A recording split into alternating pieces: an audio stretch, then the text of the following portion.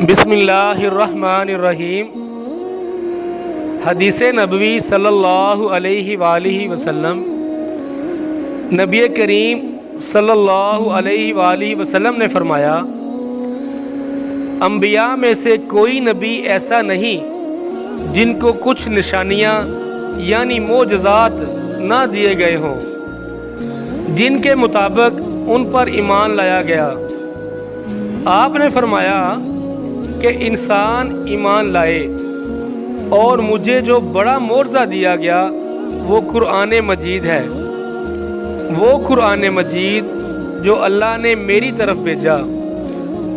बस मैं उम्मीद करता हूँ कि क़यामत के दिन शमार में तमाम अंबिया से ज़्यादा पैरवी करने वाले मेरे होंगे।